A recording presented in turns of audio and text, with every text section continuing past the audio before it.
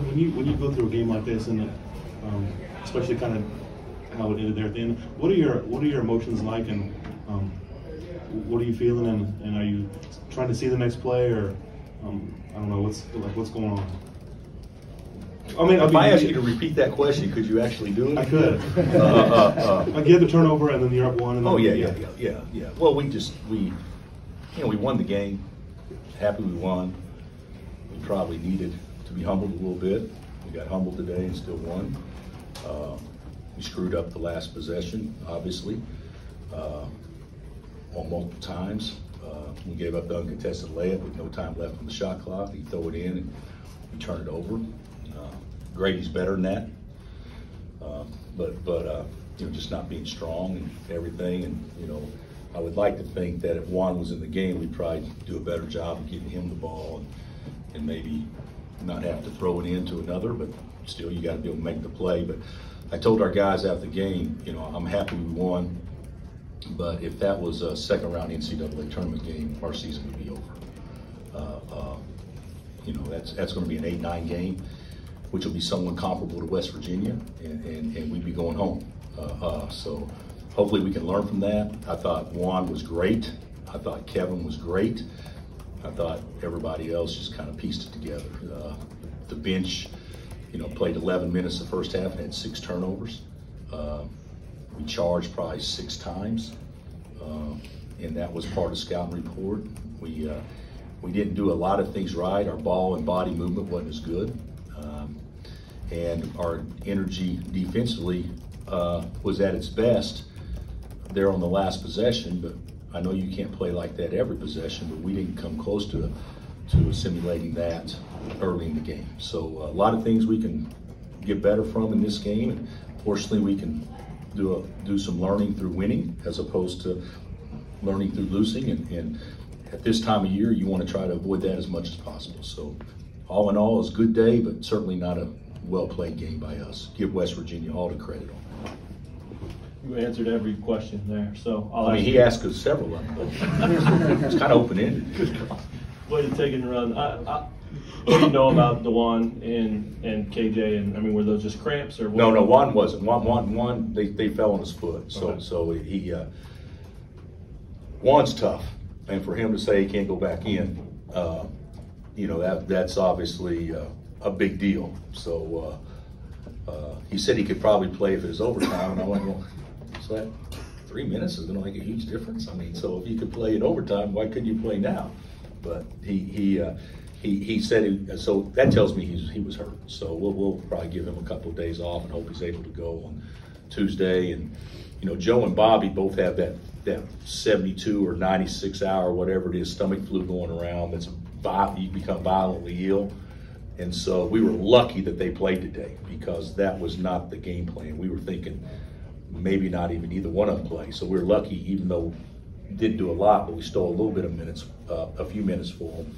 And then but KJ was just a cramp. So, other than one, I think we got through it okay. And when you talk about, piecing it together, what's the value in that? Whether it's possession to possession or big picture like you were talking about. I mean, how important is it for your guys because when you guys play well, you look really good, but to understand that when it doesn't go well, you can still piece it together. I think we're getting that. I think we're getting that. We didn't play well at TCU offensively and still won the game, and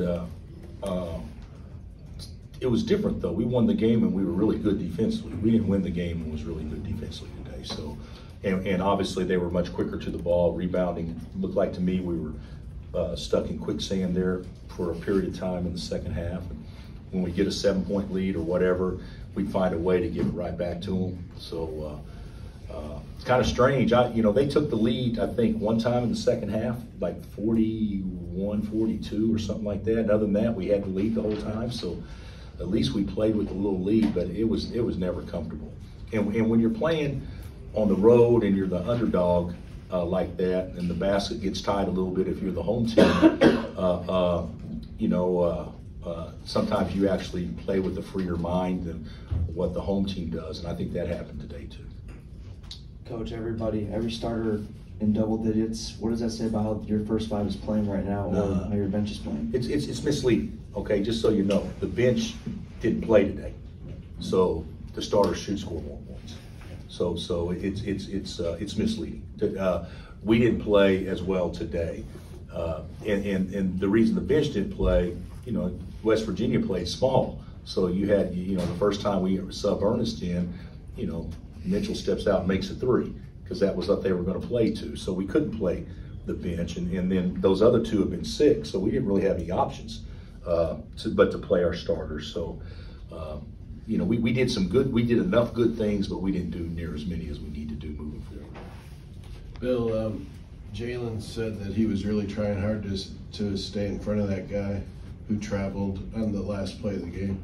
What did you see on that play from Jalen's defense? Well, what I saw, and I'd have to go back and watch it because I can't, you know, see it in real time and actually study. But what I saw 5 guys really guarding.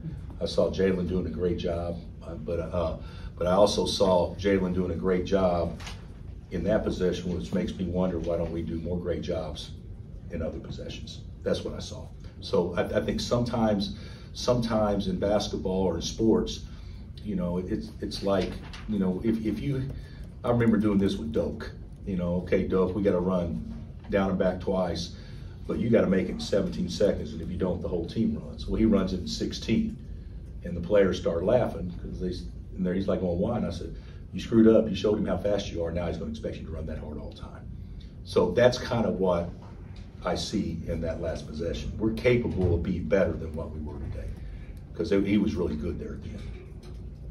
McCullough just ripped the ball from guys twice. Was that special defense from him? Yeah, he played. Yeah, he's a good defender. Now I thought Stevenson got him a couple of times today, but he's a good. He and Juan collectively are good defensively, and they're our best 2 defenders. And, you know, he did a great job when Mitchell was trying to post him there at the end, and when we were switching 5, and you know, he ended up taking his ball. But you know, I know Kevin banked it in, and that was luck. But he's making a lot of winning plays for us right now. Stevenson, Johnson, and Mitchell all looked like standout players. Do you think they deserve a bid? Well, you guys saw them play today. Does that look like an NCAA tournament team to you? And the answer is an emphatic yes. I mean, they're good, and the league's just really hard. The league is really hard, and they're really good. And you know, the thing about it is with Johnson, when we played Johnson the first time, he was hurt and didn't play. He makes a huge difference because he's so fast. And you know, I don't know if you know, we couldn't even run plays because he would deflect the pass or play between Juan and where the next pass is going, where you couldn't throw it, so your play's dead because obviously he's totally disrupted it already. He's really good, and Mitchell had a great game, and of course Stevenson could score with the best of them. Were there any special things said with you and Huggins today? Before or after the game? Special would be a little bit of a reach, I think. You know, he asked me if I had any shine, and I said no. They only make that in West Virginia.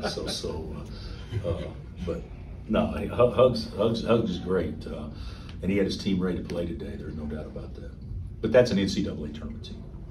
Coach, wondering if you could tell just how much more confident, more loose your group plays when Juan scored the basketball. Well, we're a better team when Juan scores the basketball, but I don't think we played like a loose team today. But yeah, we're obviously much better when he's looking to score. And the way they guarded, you know, they squeezed ball screens and went under. They dared him to beat him, and he did. So that was fun to see him be aggressive like that. Did you know coming into this one that this was a game when Juan would maybe have more chances to score? We thought that they would guard him the way they guarded him. Yeah. So. Big picture, you could tie for the title minimum on Tuesday. What do you think of the fact you guys are right there?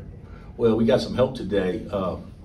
You know, I'm not going to leave out of here being negative. I'm leaving out of here thinking we're fortunate we won, and we can be humbled enough that we can get better from it. But to think that this team I heard Vital say today that this was the best league in NCAA college basketball the last 20 years. He said it. Now, I don't always agree with what Dick says, but I actually agree with that. I mean, that's a pretty bold statement. And to think after losing what we lost that you could come in here and have a chance to control your own destiny and win a league championship at home, at least clinch a tie. To me, that's pretty special. So I certainly hope that we prepare in a way that, and the fans appreciate how hard that's been on our guys and what a good level and high level they played at for the most part all year long. Do you know who will give speeches Tuesday yet? Yes. Kevin and Jalen. Yeah, those are the only two. We got 6 seniors, but those are the only 2 that it impacts right now. So. Anything else? Thanks, Okay, Coach. guys. All right, guys.